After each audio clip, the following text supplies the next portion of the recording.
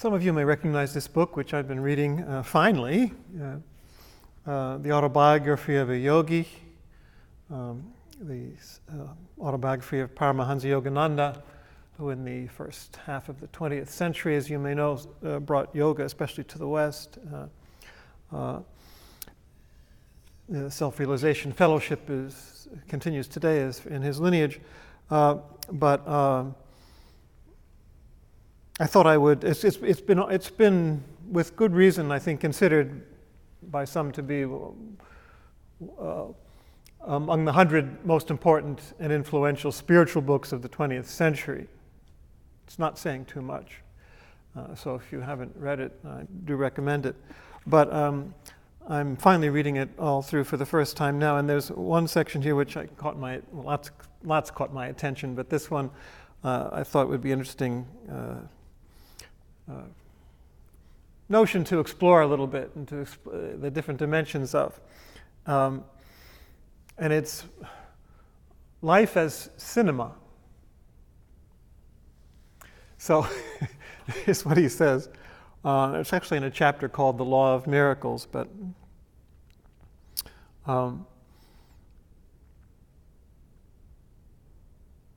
basic idea being that all of reality is light in different manifestations and intensities and brightnesses. You know, we saw this a little bit last week, talking about microcosm and macrocosm, higher and lower. You know, being like the distillations of, or ramifications of, or expressions of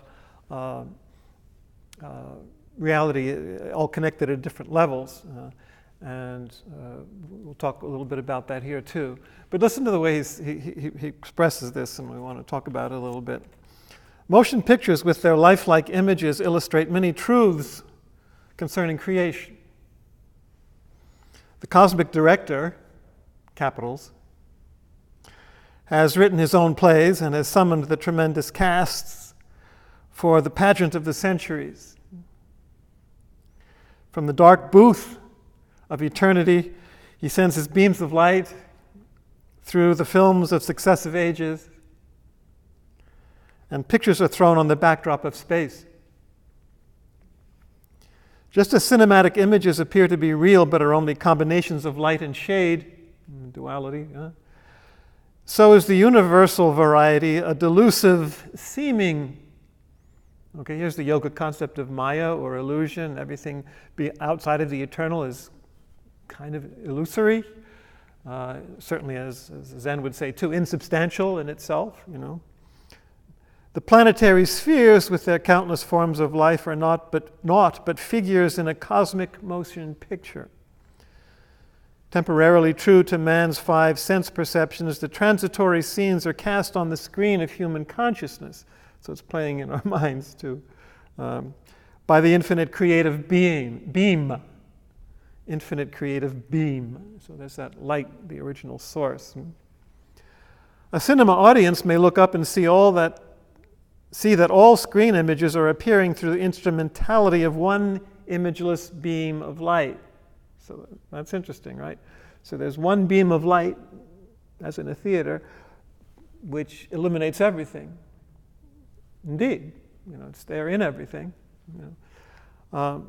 The colorful universal drama is similarly issuing from the single white light of a cosmic source. The absolute, you know, emptiness. With inconceivable ingenuity, God, he uses that language, is staging supercolossal entertainment for his children. So there's the other aspect of it. It's kind of like a joyful artistic presentation, you know. Making them actors as well as audience in his planetary theater.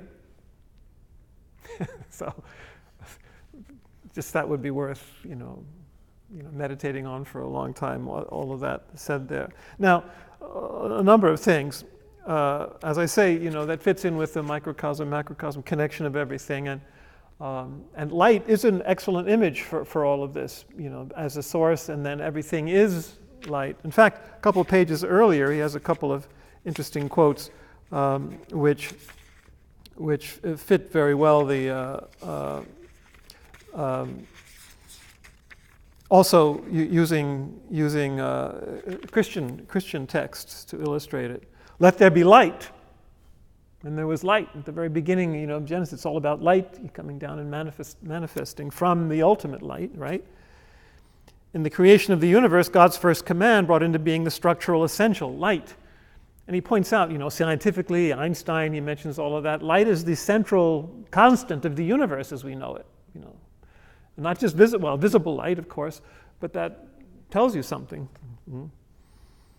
On the beams of this immaterial medium occur all divine manifestations. Devotees of every age testify to the appearance of God as flame and light. John of the Cross, living flame. Or this quote, as he says, a quote from the book of Revelation, which I've always loved, the first chapter. His eyes were as a flame of fire, and his countenance was as the sun shining in its strength. So in Christ and other sages like the Buddha, you have this light shining through, light in the consciousness, but light through the being itself. Even Aristotle said, and I remember reading this way back in college when I was studying philosophy, quoted, of course, St. Thomas was one who was quoting it. He says, the being of everything, everything's being is quodam lumen ipsius, in Latin, which means a certain kind of light.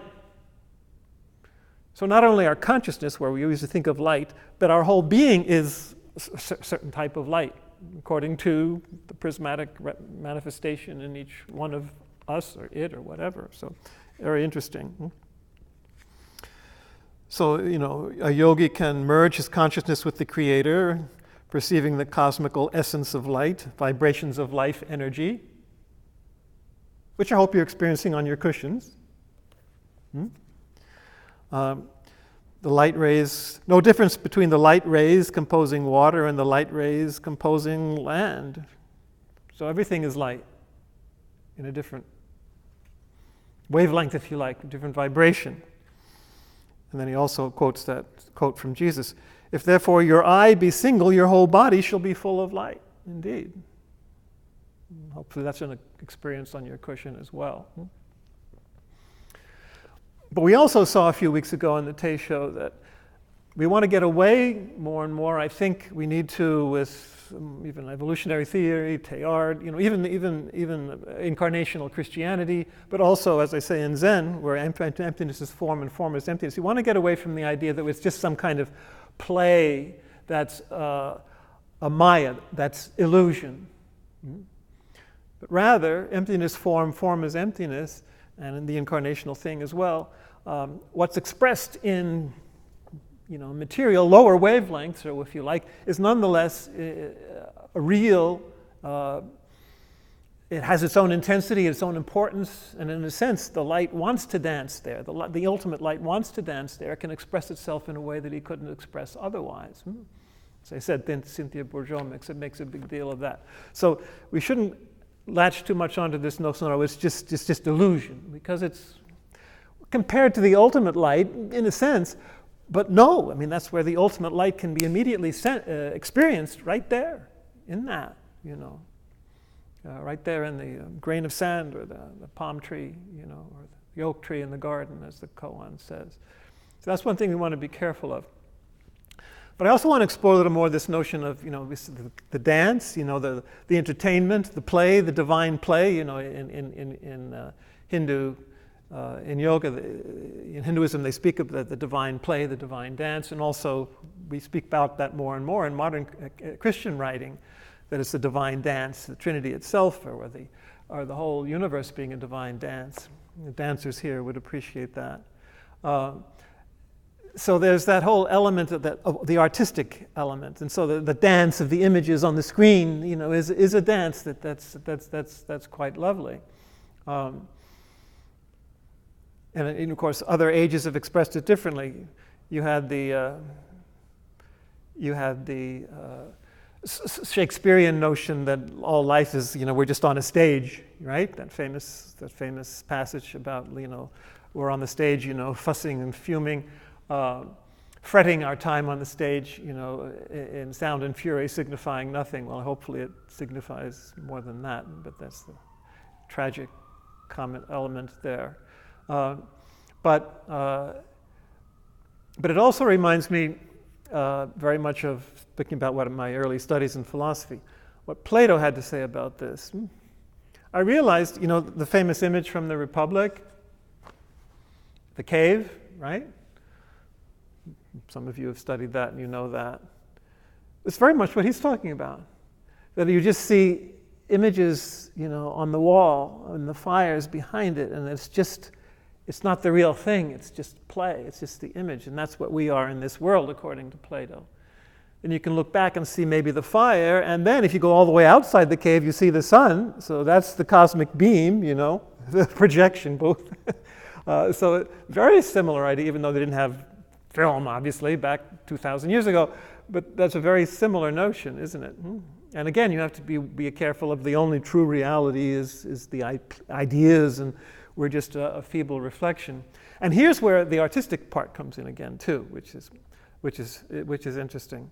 I remember one of my the bones I had to pick with Plato back when I was a young student of philosophy, decades ago, 50 years ago, was that he said art, in the Republic, art is even further illusory. And you can see that, in a theater with beams of light and all that. Reality or material reality, our reality in this world is already an illusion, images against the cave wall or Maya. But art is even worse because it's only a reflection of the reflection. That's what Plato's position was. But here's where I want to work on this image a little bit. The movie. Tied in with this notion that it actually can be an enhanced reality, not less than, but more than what reality is, maybe just in the everyday. That's the function of art, to distill and encapsulate and make reality more intense, not less, to be an opening for a deeper reality, for ultimate reality to shine through even more. That's what I think art is for. So apply that now here to the movie. And I'm going to tie it in with the monastery too, in whatever tradition. So you're here, and I remember some years ago when I finally realized the comparison here, why I liked movies, because I was a monk. All right, let me explain. Now, when you're in a movie theater, and you're in a group, monastic community, the Sangha, it's a group experience, like this one, like the treasure that the Sangha is, the body of Christ, the community, all right, so there's that. It's a group experience, like in a theater or an opera house or any artistic, it's a group experience that enhances it. So there's that, which is a spiritual value. And then there's the dark. The movie theater or any theater has to go dark so that you can see the enhanced reality, so you can focus. Well, exactly. You have to go dark, in your ordinary perception, your monkey mind, all that has to go dark. You blow out the candle, as one of the koans says. Rutan blows out the candle. So in the dark, in the unknowing, in the not seeing the ordinary things in the ordinary way, you can focus on an enhanced presentation of reality, whether it's an opera, whether it's a movie, or whether it's the divine, whether it's whether it's reality itself, an experience of the vastness of the absolute, the cosmic beam. So all of that fits very well. And the other element, is sound. Sound and the music, etc., in a movie is an enhanced artistic reality that is supposed to help us perceive that enhanced reality. And what do we do in the dark at midnight in the monastery? We chant. We chant. So that's an enhanced reality, and a focusing of energy, of vibration, sound instead of light in this case, but still the same notion to help us perceive more deeply. That's what any concert should do, or a movie score should do, or a Gregorian chant should do, or Tibetan chant, or Zen chant, or any chant. Should be a way of focusing, of getting out of your usual mind, even out of your own usual heart, and to vibrate in a new and enhanced and deepened and intense way. And you know, Tibetan chant, and especially Rinzai Japanese chant, it really is intense and prolonged, just like 3 hours of Gregorian chant in a monastery. So the enhanced sound, if you're really aware of it, and the light, if you're really going deep into it, is what our practice should be, what a movie experience should be, what a monastery should be. So you can call reality that. Definitely is that, and should be that. So there are lots of parallels and lots of challenges in seeing life as cinema, or in other enhanced artistic expressions. And just a couple of supplementary, you can really run with this. You can say, okay, so is the script already written? Is it all just going to play out from the screenplay, or the director's cut, or the score, or the symphony, or is it already planned? And is there freedom? Is there spontaneity? Are we just the puppets or the players, screened against the wall? Well, so it's a debate in all the traditions. Is karma? But I think you find certainly in Zen this notion of spontaneity and unpredictable insight, even if it's surrounded by karma, and Zen would be the first thing to break the laws of karma, out of that insight, which can't be predicted or controlled. So there's a spontaneous quality, and you can call it coming from the absolute, if you will, unpredicted, and of course some theology would say, well, even then it's all known by the cosmic director knows it anyway, even though it's spontaneous on some level of consciousness. So there's all that. Is that a consolation, or is that a challenge? And finally, and then I want to get some of your reactions. Finally, how does it end? And that's part of the question too, if it's all directed and beforehand. Movies tend to have a happy ending. Maybe Shakespearean tragedies don't, maybe, and operas, of course, but not all movies do. And what do you even mean by happy ending? Is it all going to work out? Well, generally it does, certainly in American movies, in your rom-coms and all of that. But is there a final ending that's good? In Hinduism, you go through all sorts of different ages of the universes. There's that, it's the kind of repetition.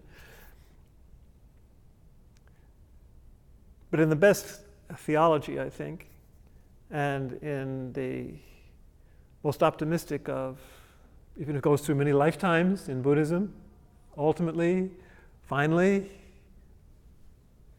everyone gets there, if there's some place to get. So I think we can be optimistic for a happy ending in whatever tradition. So any further reflections or reactions? Yes? No, I don't believe that it ends, it just changes form. Well, we can say that the universes go on and on and on, yeah. And that's what... And then our conception of a happy ending or good ending, right. Good and evil is all relative. Right, so that can... Right? Exactly, what do we even mean by it? Keating's Yeah. comment about God having an underbelly. Yeah. So... hand. It's not happy, because that's not even happy. It's just our silly, superficial notion of what happiness is. So there's that, of course, yes. Mm-hmm. And that we are creating the reality, whether we're aware of it or not. It's in constant, we're co-creators. If That's we are right. God, we are co-creating at the moment. So to predict, Well, you that's always consider cause and effect, but you can only go so far with that because we're in this process of creating. well. Some would say Some. the East would not say that, I like that concept. but Teilhard de Chardin, Beatrice Bruttot, Elia de Leeuw, they would all say that we're co-creators. Yes, and I think that's a good way to go as well. Anyone else? Yeah, actually, that it's a story, the Chinese story. So this man, I think, someone predicted his life later on. He will die early or something like that, and he will have a lot of misfortune. And he realized that he was doing the best he can and being very humble and being help to anyone whatever he can. And later his life changed. Yes. Eventually he will live up to 80s, and he has a lot of children. That was some kind of story. I think it's a last story. Yeah, that's good. I mean, we shouldn't behave as if it's fatalistic, or there could be different universes that are parallel too. Who knows? So yeah. Yes. I also studied philosophy, and Plato was my thing, so I appreciate you rehabilitating him almost. Yeah, so my paper was on why Plato had to jail the artist. Oh, okay. So yeah, right. So Mhm. this is really Right. So it is. That was my memorable disagreement with Plato, even back when I was 20 years old. So, exactly. right. Okay. Well.